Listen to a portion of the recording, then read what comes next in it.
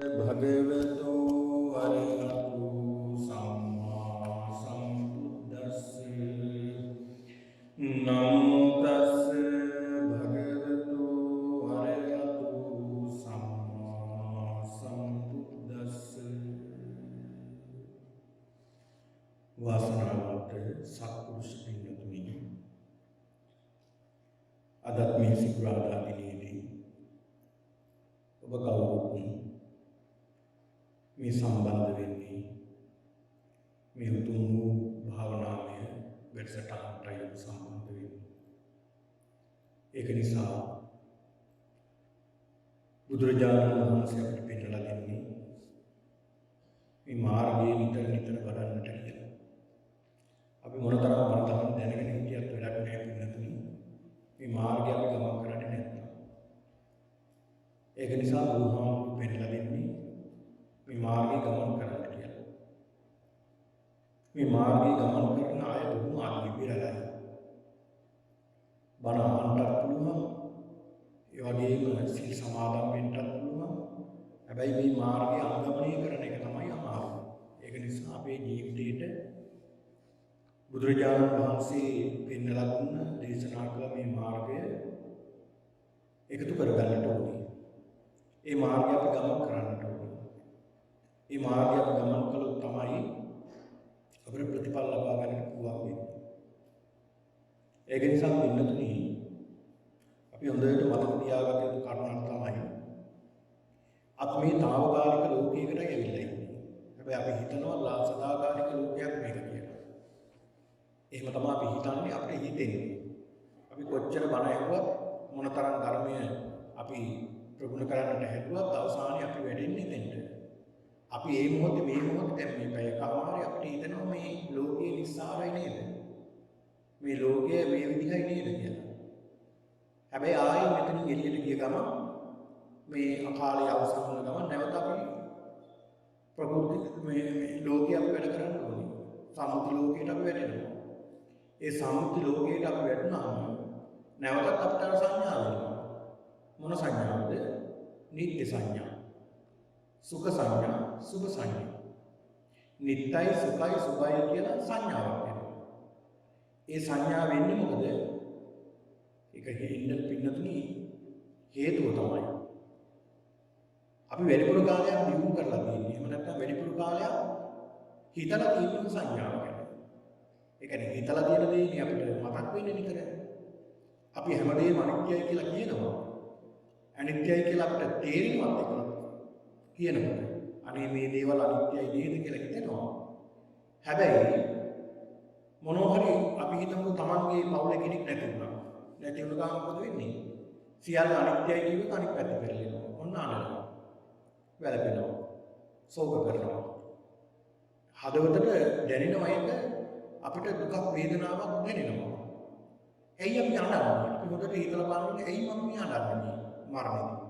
මගේ සමීපතම ඥාතියෙක් මරණයටපත් වුණා. ඇයි මම අඬන්නේ කියලා හිතලා බලපුවම අපිට මේකට උත්තරේ ලැබෙනවා.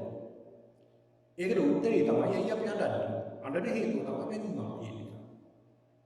ඒ බැඳීම තියෙන නිසා අපි ඒ බැඳීමත් එක්කලා අපි ඇති කරගෙන තියෙනවා නිත්‍යයි සුඛයි සුභයි. හැබැයි කලින් අපි භාවනා කරනකොට බණ අහනකොට අපි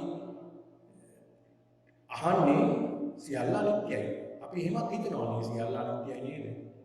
ඔක්කොම අනිත්‍යයි නේ. බුදුහාමුදුරුවෝ මේ දේශනා කරන දේ සත්‍යම තමයි නේ කියලා අපි හිතනවා. හැබැයි අර වගේ අවස්ථාවකදී අපි සැලෙනවා.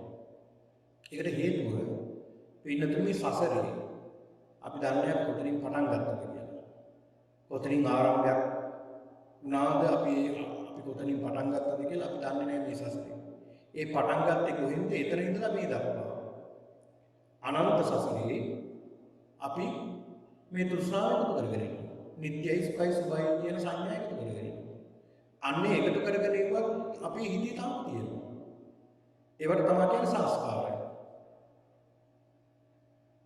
ඒ කියන්නේ පෙර අපි එකතු කරගත්ත සංස්කාරات අපේ තියෙනවා. මේ භවයේ විතරක් නෙවෙයි පෙර සසරේ එකතු කරගත්ත සංඥාත් අපේ තියෙනවා.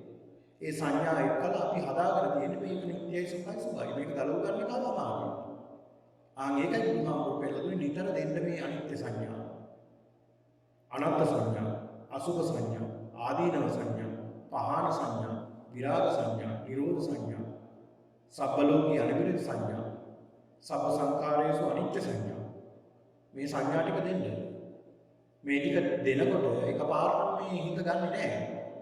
ඒ වෙලාවට හිත ගත්තට නැවත ආයේ අනිත් පැත්තට හැරෙනවා. හරියට අර මණිකක් හොද මඩේ දානවා වගේ. අපි හොදලා මේක අතර ගත්තාම දිලිසෙනවා. ආයෙ ටික වෙලාවක් යනකොට අපිරිසිදු වෙනවා. ආයෙ නැවත අපි ඒක පිරිසිදු කරගන්නවා. මෙහෙම ටික කාලයක් කරනකොට පින්නතුනි සිත ඉබේටම පුරුදු වෙනවා මේ අනිත්‍ය සංඥාවට. ඒ අනිත්‍ය සංඥාව පුරුදු වුණ පුද්ගලයා මේ අනිත්‍ය සංඥාව නැත්නම් මේ සියල්ල පිළිකුල් සංඥාව ඇති කරගත්ත පුද්ගලයා මේක ටික කාලයක් යනවා. මේ ටික කාලයක් මේ ප්‍රතිපදාව වඩනකොට මේ පාරේ ගමන් කරනකොට මේ පාරේ පුරු වෙනවා. හරියට උදාහරණයක් කිව්වොත් දැන් අපි උදාහරණයක් විදිහට හිතමු පින්නතුනි. දැන් මේ පන්සලට මේ විහාරස්ථානයේට පළවෙනි අවස්ථාවට එන කෙනෙක් ඉස්සල්ලාම මේ පන්සලට එන කෙනෙක් පාර දන්නේ නැහැ. ඉතින් පාරවල් අහගෙන දැනගෙන එහෙම නැත්නම් Google එකේ සර්ච් කරලා මැප් එක දාගෙන තමයි එන්නේ. පළවෙනි දවසේ. සමහරවිට පළවෙනි දවසේ දාව නම් අපිට වරදින්න තියෙනවා මේ පන්සල. මොකද පළවෙනි දවසේ හොයාගෙන යන්නේ. හැබැයි දැන් ඔබට එහෙම හොයාගෙන ඉන්න අවශ්‍ය නැහැ. Google එකේ සර්ච් කරන්න අවශ්‍යත් නැහැ. මැප් එක දාගෙන ඉන්න ඕනෙත් නැහැ. ඔබ වාහනය ගත්තා එහෙමම ආවා. ඇයි එහෙම වෙන්නේ? ඔබට ඒක ගුරු ඉන්නේ. ඔබ ඒක ගුරු වෙලා එකට දැන් ඔබ දන්නවා මේ පාර. ආන් ඒ වගේ තමයි මේ මාර්ගය. මේක ඉස්සරලා වෙනකොට අපිට තේරෙන්නේ නැහැ. මේක පාර එනකොටත් අපි අනිත්‍යයි කියලා හිතුවට ආයෙ නිත්‍ය බවටපත් වෙනවා. සුඛ බවටපත් වෙනවා. ආත්ම බවටපත් වෙනවා. හැබැයි ටිකක් මේක වඩන්න ටික කාලයක් වඩනකොට අර මේ පන්සලට එන පාර හුරු වුණා වගේ හැම එකක්ම මේ වගේ තමයි. ඒ දේ හුරු වුණා වගේ අපිටත් මේක හුරු වෙනවා. හිතට හුරු වෙනවා. ඒ හිතට හුරු වුණාම අපිට ආපදාවක් වෙනකොට අපිට මතුවෙන්නේ මොකක්ද? අනිත්‍යයි. ඒක මතුවෙන්නේ. දුකයි අනාත්මයි කියලා මතුවෙනවා. තමන්ගේ අම්මා තාත්තා මැරුණාම අඬන්නේ නෑ පුද්ගලයා. ධර්ම සංවේගය ඇති කරගන්නවා. කොහොමද? සියල්ල අනිත්‍යයි බුදුහාමුදුරුවෝ දේශනා කළා මේක. මේ අනිත්‍යතාවය නේද මේ ප්‍රකට වුණේ මෙතන. මේ සියල්ල අනිත්‍යයි මගේ අම්මා තාත්තාත් මරණයටපත් වෙන්න ඕන.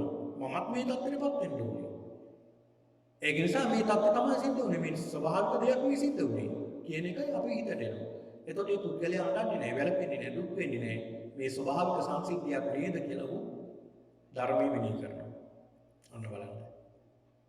ඒ ධර්මයට බහින්න ඕන. ඒ බහැපු අය තමයි අවබෝධ කරගත්ත අය තමයි එහෙම හිතන්න පුරුදු වෙන්නේ. එහෙම හිතන්නේ. දැන් මම හැමතිස්සෙම ගන්න උදාහරණයක් තමයි බිම්බිසාර රජු. බලන්න හොඳ වටිනා උදාහරණයක් ඒක අපිට. ඒ කියන්නේ එතුමාට වෙච්ච සියලු අනතුරු කකුල් දෙක යටිපතුල් පළලා ලුණු දාලා ගිනි අඟුරු ගොඩ යවිද්දවලා මේ තරම් දසවත් උතුම් වදයක් වුණේ. හැබැයි හිරකුටේ ඉඳගෙන වෛර කළේ නෑ දරුවට. හැම මොහොතෙම හිතුවේ ධර්මයේ පිළිබඳව. බුදුහාමුදුරුවෝ දේශනා කළ ධර්මයේ මගේ අස්පනා අපිටම සත්‍ය වුණා නේද? අද මම මේ හිරපත් විඳින්නේ මේ දුක් විඳින්නේ ඉපදුන් නිසානේ. බුදුහාමුදුරුවෝ දේශනා කළා තියෙනවා යාති දුක්ඛ ඉපදීම දුකක් කියලා. අද ඒක මට ප්‍රත්‍යක්ෂයෙන් අවබෝධ වුණා. අන්න බලන්න. දැන් අපිට මේ වගේ දෙයක් වුණාම අපි එහෙම හිතන්නේ නැහැ. අපි ධර්මයට සමාහිත ද්වේෂ කරනවා. ඒකයි වෙන්නේ. නමුත් ධර්මය අවබෝධ කරගෙන ධර්මයේ තුලින් දකින්න වේදී. සාමාවතී කතාවුවත් බලන්න මොන තරම් වටිනා කතාවුවත් මේ වගේ අපිට ගන්න තියෙනවා මේ ජීවිතය හදාගන්න. ඒක නිසා පින්නතුනේ මේ සියල්ල අනිත්‍යයි කියන සංඥාව අපේ හිතට දාගන්න ඕනේ. අනිත්‍ය සංඥා කියන්නේ ඒකයි. පිළිකුල් සංඥා මේ ශරීරයේ දැන් අපි මෙච්චර කාලයක් පිළිකුල පිළිබඳව මෙනෙහි කළේ. මේ ශරීරයේ තියෙන පිළිකුල් ස්වභාවය. මේ ශරීරයේ තියෙන පිළිකුල් ස්වභාවය අපි ප්‍රත්‍යක්ෂයෙන් දැක ගන්නයි මේ උත්සාහ කරන්නේ. අපි නුවණින් විමස බලනවා මේ ශරීරයේ තියෙන අසුභ සංඥාව. අසුභ සංඥා පිළිබඳව බලනවා. කොටස් වශයෙන් බලනවා. ඒ කොටස් වශයෙන් අපේ ශරීරයේ දිහා බලනකොට මේ අසුභ සංඥාව අපිට ප්‍රකටව පේන්න ගන්නවා. මේ අසුබ සංඥාව.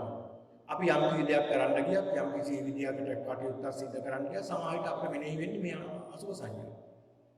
අසුබ මේ ශරීරයේ අසුබයිනේ. ඒ අසුබ කියන හැඟීම ඇවිල්ලා හරි මේ ශරීරය සල්ස ගන්නවා නම් දැන් ස්වභාවයෙන් ගමන බිමනක් යනකොට අපිට හොඳ ඇඳුමක් අඳින්න වෙනවා. හොඳට මේ කනකරායිත්තම් පළඳින්න වෙනවා.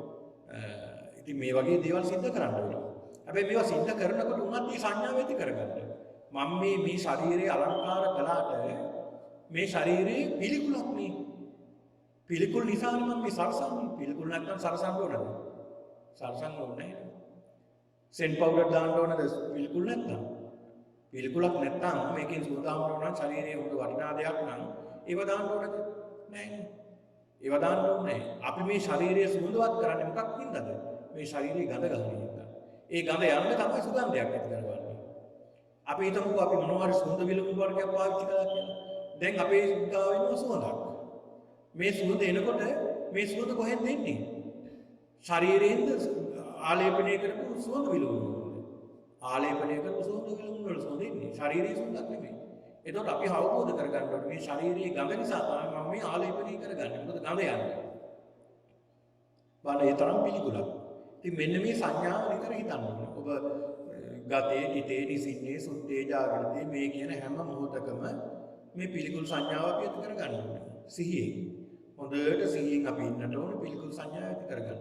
ඒ වගේම තමයි මේ අනිත්‍ය සංඥාව ඇති කරගන්න ඕනේ. මේ සියල්ලම අනිත්‍යයි. නිට්ටය භාවයක් නැහැ. මේ හැම දෙයක්ම අස්ථිරයි. විනාශ වෙනවා. මගේ ශරීරයේ බව කෙමෙන් වේගින් විනාශ වෙනවා.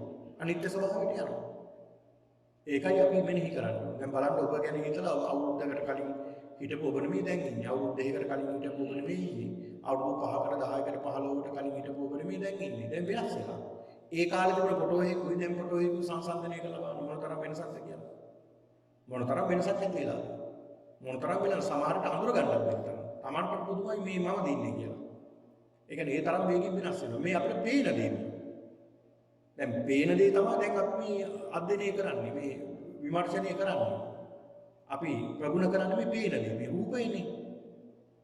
දැන් රූපේ තමයි අපි ප්‍රගුණ කරන්නේ. පංච ස්කන්ධ පහෙන් අපි රූප ස්කන්ධය. රූප ස්කන්ධෙත් එකයි හැබැයි අපි අධ්‍යයනය කරන්නේ තාම. මේ ප්‍රගුණ කරන්නේ එකයි මොකද්ද මේ?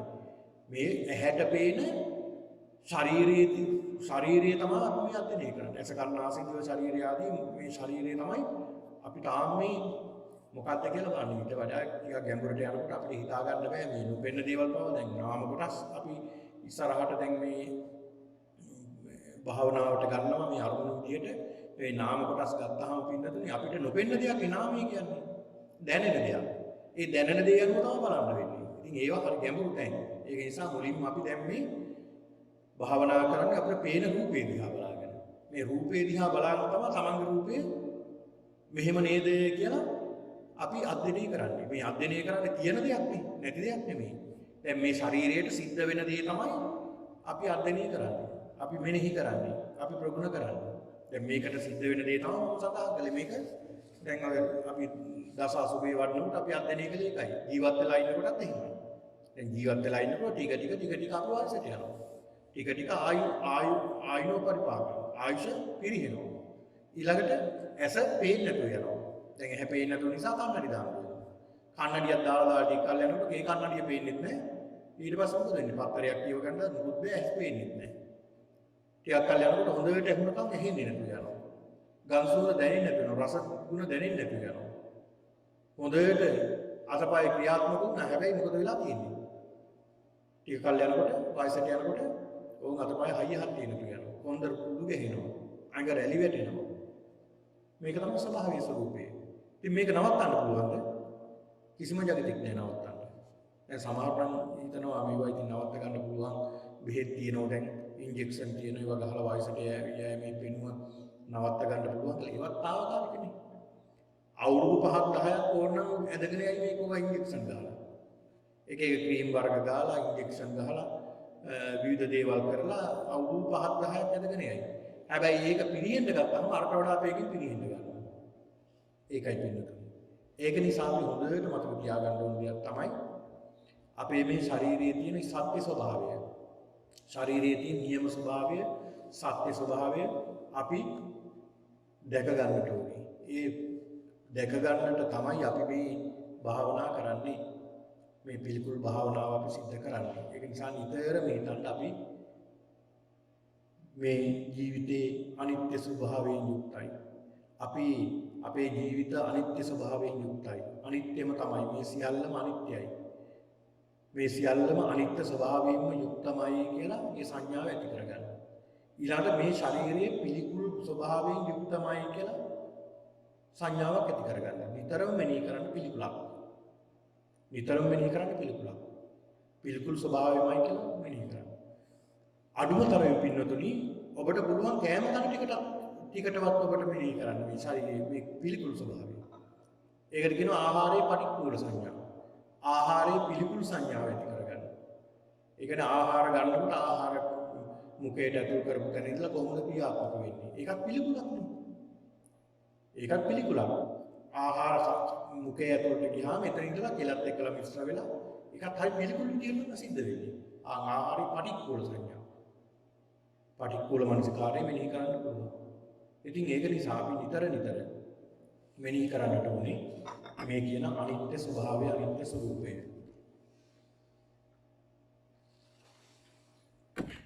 ඒ අනිත්‍ය ස්වરૂපය නිතර පින්නතුනි හිතට දෙන්න.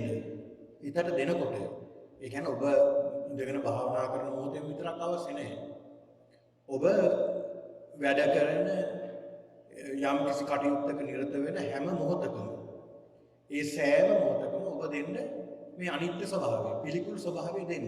හිතට පිළිකුල් ස්වභාවය මෙනෙහි කරන්න. යම් දැන් කය අපි හිතමුකෝ ගමනක් යනකොට අපි ශරීරය අලංකාර කරනවා.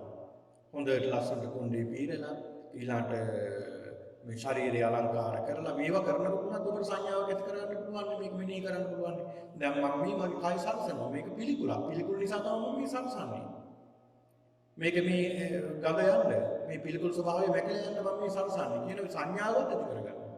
ඒ සංඥාව ඇති කරගෙන මේ ශරීරය අලංකාර කරනවා. ඒක එපා කියන එක නෙමෙයි සඳහන් කරන්නේ. දැන් මේ භාවනා කරනකොට සමහරව හිතනවා අනේ මේ කය සරසලා වැඩක් නැහැ. මේවා කරලා වැඩක් නැහැ. අපි කාලා ඇඳලා වැඩක් නැහැ. මේවයි කිසි තේරුමක් නැහැ කියලා. ඒතර ධර්මයේ වැරදි විදිහට අල්ල ගැනීමක් නේ. ඒක නෙමෙයි කරන්න ඕනේ. අපි මේ දේවල් පරිහරණය කරනවා හැබැයි දැනගෙන අවබෝධයෙන්. හොඳට අවබෝධයෙන් යුක්තව තමයි මේ දේවල් පරිහරණය කරන්නේ. මේ දේවල් පරිහරණය කරන්නේ අවබෝධයෙන්. දැන් අපි වැරදි විදිහට සමහරව අල්ල ගන්නවනේ ඔවා. එතකොට වැරදි මේ දේවල්. එතකොට මේ පාරවල් වෙහිලා යනවා. දැන් මම තව උදාහරණයක් කියන්නම්. දැන් සමහරව හිතනවා දැන් මේ භාවනා කරන්නේ මොකටද කියලා අහුවම මේ එන සිතිවිලි අපි හිතමු මේ සිත දුවන එක නවත්ත ගන්න. ඒ කියන්නේ සිතිවිලි නවත්ත ගන්න කියලා. ඉතින් අපිට සිත නවත්තන්න බෑනේ.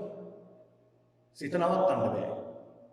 ඒ සිත නවත්තන්න අපිට බෑනේ. දැන් සිතේ ක්‍රියාත්මක වෙන ස්වરૂපය අපිට නවත්තන්න පුළුවන් බෑ. කරන්න තියෙන්නේ මොකද? බුදුහාමුදුරු පෙන්නලා දුන්නේ. සිත අවබෝධ කරගන්න. මේ දුවන්නේ කොහාටද කියලා දැනගන්න. රාගයකට යනවා නම් රාග සිතක් කියලා මෙනෙහි කරගන්න. මොකද්ද මේ එනකොටම දැනගන්න රාග සිතක් මේක. ඒතකොට ඒක නවත්ත ගන්න පුළුවන්. ඉතින් ඒක නිසා මේ සිත ක්‍රියාත්මක වෙන ස්වરૂපයේ ස්වභාවය මොකක්ද කියලා අපි අවබෝධ කරගන්න. ඒක අපි ඉස්සරහට භාවනාවේදී චිත්තානුපස්සනාවදී අපි ගැඹුරින් අපි පින්නතුයි මේ සාකච්ඡා කරමු. ඉතින් ඒක නිසා අපි මේ භාවනා කරන්නේ මේ පිළිකුල් පටික්කුල මනසිකාරය. මේ පටික්කුල මනසිකාරය නිතර හිතේ තියාගෙන වැඩ කටයුතු කරන්න. ඒක අපහසු නෑ. ඔබට බොහොම පහසු කාර්යයක් ඒක. මේ පිළිකුලක් මේ ශරීරයේ පිළිකුලක්මයි කියන සංඥාව ඇති කරගෙන සියලු කටයුතු සිද්ධ කරන්න. ඒ දේ කරනකොට පිළිකුලක් මේක කියන මෙහෙය කරගන්න. ඒකයි කරන්න ඕනේ. ඒතකොට මේ ශරීරයේ අතිශය පිළිකුල් දෙයක්. දැන් අපි කල්ුත් අපි මේ ගැන සඳහන් කළා. ඇතුලේ අසුචි ටිකක් දාලා පිටින් වහලා තියෙනවා වගේ තමයි. අසුති සංදතේ නිච්ඡං යතහමේත තථාලිකා. නානාකිමි කුලවාසෝ පක්කච්ඡන්ද නිකාය. හරියට පණුවන් ගැවසී ගත්ත අසුචි ගොඩක් දාපු කලයක් වහලා තියෙනවා වගේ තමයි මේ ශරීරය. පිටින් පේන්නේ ලස්සනයි. අර කලේ ලස්සනට මල් ඇඳලා නොයෙක් ඩෙකරේෂන් දාලා ලස්සන කරලා මේ කලේ බොහොම කැටයම් කරලා තියෙන මේ කලේ. හැබැයි දකින්නකොට කෙනෙකුට හිතෙනවා හරි ලස්සන කලයක් මේක. ඉතින් කෙනෙක් ඒක අත ගන්නවා. මේ කලේ තරම් ලස්සනයි. ඊළඟට කුලෙත් තියාගන්නවා, හිසෙත් තියාගන්නවා. බොහොම ලස්සනයි කියලා ලං කරගන්නවා. අරගෙනත් යනවා ගෙදර. හැබැයි ගෙදර අරගෙන ගිහිල්ලා ඇරලා බලපුවම මොනවද තියෙන්නේ ඇතුලේ? අසුචි. ඊට පස්සේ මොකද කරන්නේ? අපි අල්ල විසි කරනවා ඒක. ආන් ඒ වගේ තමයි මේ ශරීරය ඇතුලේ තියෙන්නේම අසුචි කොටස්. අර අසුචි වලේ නම් තියෙන දෙක තුනයි જાති. මේකේ තියෙනවා 32ක්. මේක කුණුනා මේකයි පින්නතුනි. මේ පින්නතුන්ට නම් ඒ අත්දැකීම නැතුව ඇති. මිනිහක් වුණාම මොනතරම් ගන්ධයක් එනවද? දැකලා තියෙනවද? දැකපු කෙනෙක් දන්නවා මේ මිනිහක් වුණාම මොනතරම් ගන්ධයක් එනවද කියලා. මිනිහක් වුණාම ඒ තරම් ගන්ධයක් එනවා. ඒ කියන්නේ මේ ශරීරයේ තියෙන පුදුම ගන්ධයක් තියෙන එතන. ඒ තරම් අසුචි ගොඩක් මේක ඇතුලේ තියෙනවා. ඒ තරම් අසුචි ගොඩක් තමයි තියෙන්නේ මේ ශරීරය ඇතුලේ. ඉතින් ඒක නිසා මේ ශරීරය කියන්නේ තනිකරම අපවිත්‍ර ගොඩක්, පිළිකුල් ගොඩක්. මේ පිළිකුල තමයි අපි නිතර මෙනෙහි කරන්න ඕනේ. මේ තියෙන දේ තමයි අපි මෙනෙහි කරන්නේ. ඉතින් ඒක නිසා පින්නතුනි අපි අද භාවනාවේදී පුරා සති ගණනාවක් තුළ අපි මේ පිළිකුල් භාවනාව සිද්ධ කළා. සවිඥාන අසුභය අපි මුලින් සිද්ධ කළා දෙසිස් කොටස් පිළිබඳව. තමන්ගේ ශරීරය දිහා හොඳට මෙනෙහි කරලා බැලුවා ඇතුලේ තියෙන කොටස් පිළිබඳව. ඒ වගේම අවිඥාන අසුභයේදී අපි දැන් භාවනා කරන්නේ මේ තමන් මරණයෙන් පස්සේ සිද්ධ වෙන්නේ මොනවද? අවස්ථා 10ක් පිළිබඳව. දස අසුභය. ඉතින් ඒක අපි සිද්ධ කරන්නේ අපි මරණයටපත් වෙලා නැහැ තව. නමුත් මරණයටපත් වුණාට පස්සේ මේක අපිට දැක් ගන්න අපිට විඥානයක් නැහැ අපිට.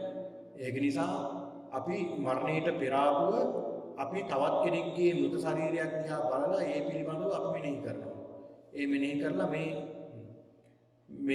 මේ මගේ ශරීරය නේද කියලා ආදේශ කරගන්න. උද්දුමාතක කියලා කියන්නේ මරණයට පස්සේ පළවෙනි දවසක් ගත වෙන ශරීරය. ඒ කියන්නේ මරණයට පස්සේ එක දවසක් ගත වෙනවා ඒ ශරීරය. ඊට පස්සේ ඒ ශරීරය උද්දුමාතක ඉදිමෙනවා. ඒකට කියනවා උද්දුමාතක. අපි ඒ උද්දුමාතක භාවනාවක් සිද්ධ කළා. ඊළාට විනීලක කියලා කියනවා මරණයටපත් වෙලා දෙවෙනි දවස ගත වෙනවා. දෙවෙනි දවස ගත වුණාට පස්සේ පින්නතුනි ඒ මරණෙදී ඒ ශරීරයේ ඉදිවිලා තියෙන ශරීරේ නිල් පාට වෙන්න ගන්නවා. නිල් පාට වෙන්න ගන්නවා. ඔබට ඔය Google එකෙන් සර්ච් කරපුවහම බලන්න පුළුවන් මේ දේවල් ඕන තරම් අද තියෙන ඔය මුද ශරීර පිළිබඳව. හරියටම දැක බලා ගන්න අවශ්‍ය නම්. ඊළාට තුන්වෙනි සතියේ ගත වුණාට තුන්වෙනි දවසේ ගත වුණාම ඒකට කියනවා විපුබ්බක. ඒ කියන්නේ තැන් වලින් සිදුරු හැදිලා. ඒ කියන්නේ දැන් ශරීරයේ දිවිලා නිල් පාට වෙලා දිවෙන්න තමයි නිල් පාට වෙන්නේ. නිල් පාට වෙලා ශරීරයේ තැන් වලින් පැලෙනවා. මොකද අර ඉදිමීම ගොඩක් ඉදිමෙන්න ගත්තාම මේ ශරීරයේ තැන් වලින් පැලෙන්න ගන්නවා. මහ වේගෙන් ඉදිමෙනවා ශරීරය. මොකද මමත් දැකලා තියෙනවා එහෙම ඉදිමෙන ශරීරයක් එක අවස්ථාවකදී ඒක මලගෙදරකට ගිහිල්ලා ඒ ගඟක ගිලිලා මරණයටපත් වුණ ශරීරයක්. ඒක පෙට්ටියක් වහලා තිබුණේ. ඒ පෙට්ටිය වහලා කම්බිත් දාලා බැඳලා තිබුණේ. අර කම්බි චර ගාලා ඈත් වෙනවා අර ශරීරෙ ඉදි වෙනකොට. ඒ තරම් වේගින් ඉදි වෙනවා මේ ශරීරය. ඒ ඉදිමිලා අවසානට පැලෙනවා. ඒ පැලෙන එකට කියනවා අපි විපුබ්බක තැන් වලින් පැලෙනවා. ඊට පස්සේ විච්ඡිද්දක මැදින් තැන් වලින් ශරීරය හිල් වෙනවා. ඒ කියන්නේ මස් පමණක් තියෙන තැන් අපි හිතමු මේ කුස සම්පූර්ණයෙන්ම සිදුරු වෙනවා. මස් ඔක්කොම කුණු වෙලා නරක් වෙලා. ඊළඟ වික්ඛායිතික කියලා කියනවා සතුන් කඩාගෙන කන තැන් වලින්. ඊළඟ වික්කිට කියන්නේ තැන් වල කෑලි සතුන් ඇදගෙන ගිහලා තැන් වල ශාරීරික කොටස් දාලා තියෙනවා. හත වික්කිට කියලා කියන්නේ පෙති තැන් වල කෑලි කැඩිච්ච ශරීරය. ඊළඟට ලෝහිත කියලා කියන්නේ ශරීරයේ ලේ ගැවුණු මල සිරුර. ඊළඟට පුලවක කියන්නේ පණුවක මල සිරුර. අපි එතෙන්ට එනකන් අපි මේ භාවනාව සිද්ධ කළා. ඊළඟට අද අපි භාවනා කරන්නේ අට්ඨික කියන මේ අවසාන දස අසුභයේ අවසානම අසුභයේ තමයි අපි මේ මෙනෙහි කරන්නේ. අට්ඨික භාවනාව. අට්ඨික භාවනාව වෙනම එකක් වෙන්නතුනි. මේ අට්ඨික කියන මේ අසුභයේ තමයි අපි මේ මෙනෙහි කරන්නේ. එතකොට මේ අට්ඨික කියන අසුභය දැන් මේ පින්තූරය ඔබට පේනවා ඇති. මේ අට්ඨික කියන අසුභය මේකේ මස් නැහැ. මේකේ අනිත් කිසිම දෙයක් නැහැ. මේකේ තියෙන්නේ ඇට ටිකක් විතරයි. අස්ථි පංජරයක් විතරයි තියෙන්නේ. දැන් බලන්න ඒක බලාගත්තාම Taman බලා ගන්න පුළුවන් Tamanගේ මේ ඇට සැකිල්ල කොහොමද කියලා. මේ වගේම තමයි අපේ ශරීරයත් තියෙන්නේ. අපේ ශරීරයත් මෙහෙමයි පිටලා තියෙන්නේ. ඒ නිසා මෙන්න මේ කියන අස්ථි ටික විතරයි ඉතුරු වෙන්නේ. එතකොට අර දවස් 8ක් 9ක් 10ක් පමණ යනකොට මරණයටපත් වෙලා අර සියල්ල ඉවර වෙනවා. ඒ කියන්නේ ශරීරයේ තියෙන මස් දිය වෙලා යනවා, කුණු වෙලා යනවා, නහර මේ කියන සියල්ලම අවසන් වෙලා යනවා. පොළොවට එකතු වෙලා යනවා. මේ ශරීරයේ තියෙන පඨවි ආපෝ තේජෝ වායෝ කියන මේවා එකතු වෙලා යනවා. ඊළඟට ඉතිරි වෙන්නේ මේ අස්ථි පංජරය. මේ අස්ථි පංජරයේ තියෙන්නේ පඨවියමයි. පඨවි ධාතුව තමයි 99.9% තියෙන්නේ. මේ අස්ථි පංජරය. ඒක දිරන්න කාලයක් යනවා. ඒකත් දිරලා යනවා. මොකද ඒකත් අනිත්‍යයිනේ. ඒක නිසා ඒකත් දිරලා යනවා. එතකන් පවතින ওই අස්ථි පංජරය. එහෙනම් ඔන්න ඔය අස්ථි පංජරය නැත්නම් මේ ඇටසැකිල්ල අට්ටික කියන මේ අසුබේ තමයි ඊළඟට අපිට ඉතිරි වෙලා තියෙන්නේ. ඒක නිසා මෙන්න මේ ශරීරයේ ස්වභාවය හොඳට මෙනෙහි කරගන්න. හොඳට මෙනෙහි කරගෙන අපි භාවනා කරන්න සූදානම් වෙමු. හොඳට මේ රූපේ බලාගෙන ඔබට පේනවා ඇති මේ රූපේ දිහා බලාගෙන මගේ ශරීරයත් මේ වගේ. මගේ ශරීරයත් මෙහෙමම තමයි. මේ අස්ථි ටිකම නේද මටත් තියෙන්නේ. මාත් මරණයට පස්සේ මේ ස්වභාවයම නේද කියන පිළිකුල ඇති කරගන්න. ඒ පිළිකුල ඇති කරගෙන හොඳට ඒ පිළිබඳව වර්ණ වශයෙන් ඊළඟට සටහන් වශයෙන් ඊළඟට අතපය ආදී තියෙන තැන් ඕකාස වශයෙන් ඊළඟට ඒ අංග සීමා වෙලා තියෙන තැන් වශයෙන් දිශා වශයෙන් සංදි පිළිලා තියෙන ආකාරය අනුව මේ විදිහට අපිට මෙනෙහි කරන්න පුළුවන්කම තිබෙනවා. හොඳයි එහෙනම් අපි භාවනාවට වෙන්නදී සූදානම් වෙමු.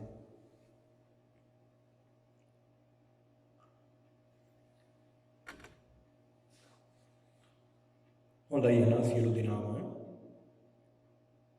අදිෂ්ඨාන කරගන්න මුලින්ම මේ පින්නතුන් පූර්ව කෘත්‍ය සිද්ධ කරන්න. ඒකට කෙටි වේලාවක් දෙන්න.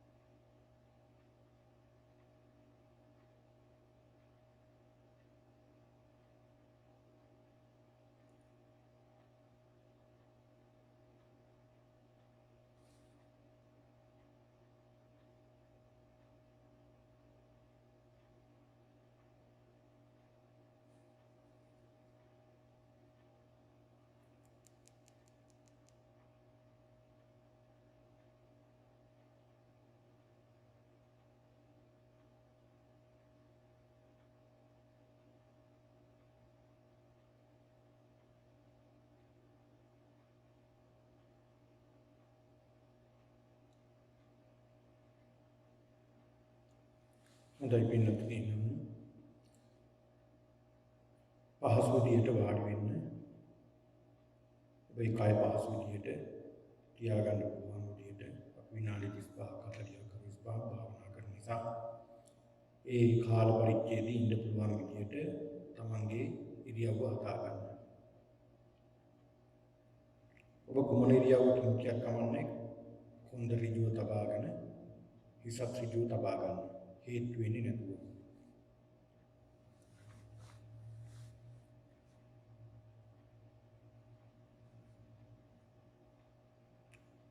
හොඳයි දැන් කය සැහැල්ලු කරගෙන හුස්මක් අරගෙන ටික වෙලාවක් තියාලා නැවත හුස්ම පිට කරලා ශරීරයයි කයයි සිතයි දෙක සැහැල්ලු කරගන්න.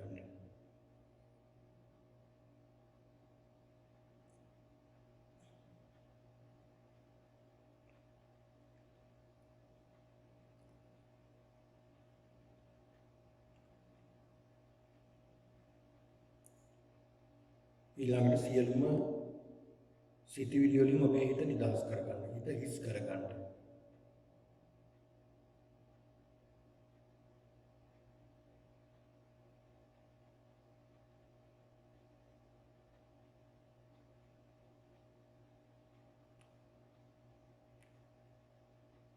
දැන් හොඳට තමන්ගේ භාවනා ආරම්භ මෙනෙහි කරගන්න.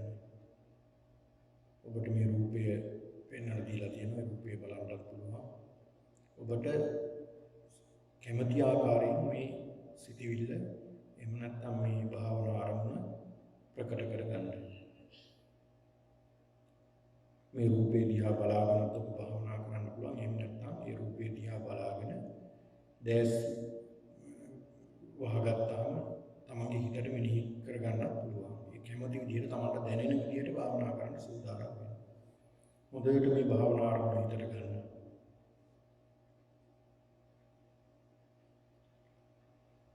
ඒ භාවනා ආරම්භයේ ඒ අස්ති කොටස් වල ඉහළ සිට පහළට හොඳට බලන්න.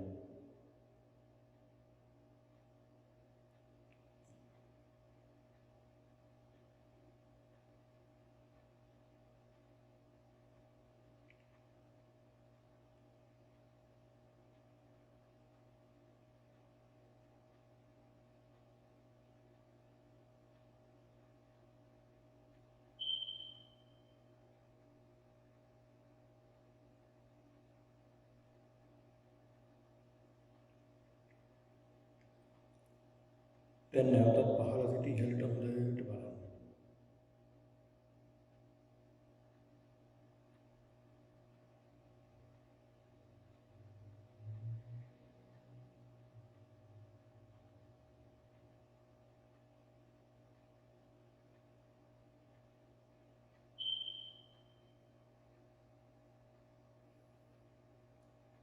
හොඳට මෙනෙහි කරන්න.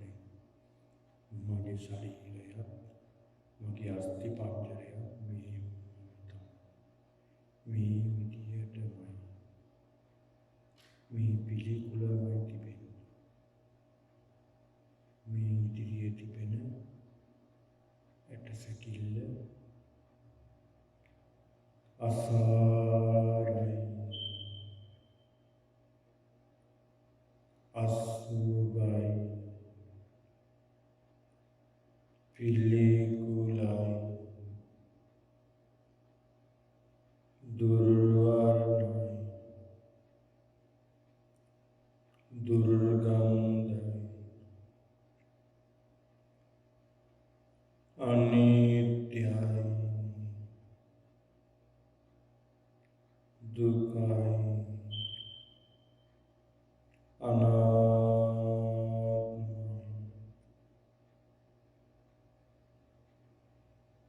මේ ස්වરૂපයමයි මගේ ශරීරයට සිද්ධ වෙන්නේ. මගේ ශරීරයක් මම මිය ගියාට පස්සේ මේ ස්වરૂපයටමපත් වෙනවා. එහෙනම් මගේ මේ ශරීරය අසාරයි, අසුභයි, පිළිකුලයි, දුර්වර්ණයි,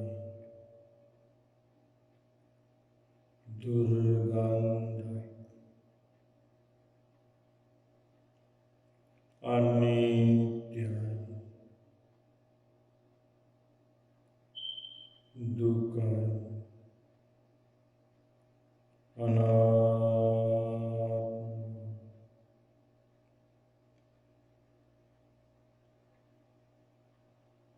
වර්ණ වශයෙන් දකින්න.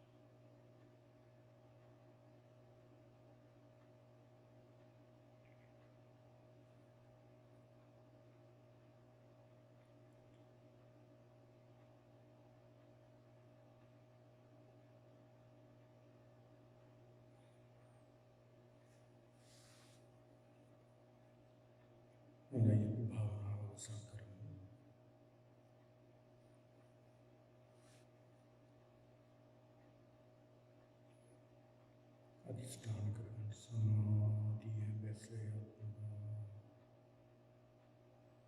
සමාධිය බැසයත්වා සමාධිය බැසයත්වා සමාධිය බැසයත්වා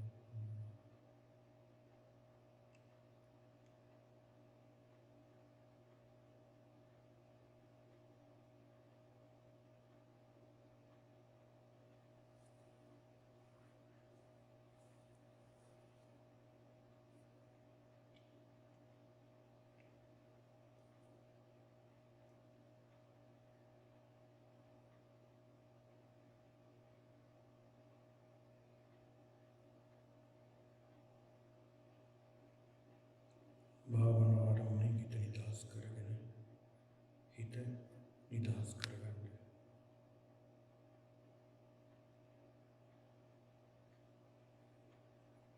හිතයි කයයි දෙක සැහැල්ලු කරගන්න.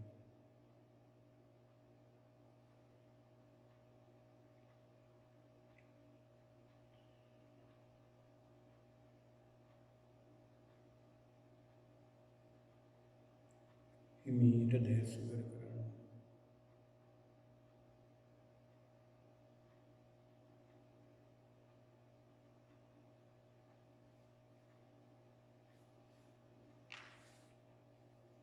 Sadhu, sadhu, sadhu. Hondai දෙවියන්ට පින් අනුමෝදන් කරමු. ආකාසට්ඨා චුම්මට්ඨා දීවානාගා මහින්దికා පුඤ්ඤන්තං අනුමෝදිत्वा චිරං රක්ඛන්තු ශාසනං. ආකාසට්ඨා චුම්මට්ඨා දීවානාගා මහින්దికා පුඤ්ඤන්තං අනුමෝදිत्वा චිරං රක්ඛන්තු දේශනං. ආකාසට්ඨා චුම්මට්ඨා දීවානාගා මහින්దికා පුඤ්ඤන්තං අනුමෝදිत्वा චිරං රක්ඛන්තු මම් පරං.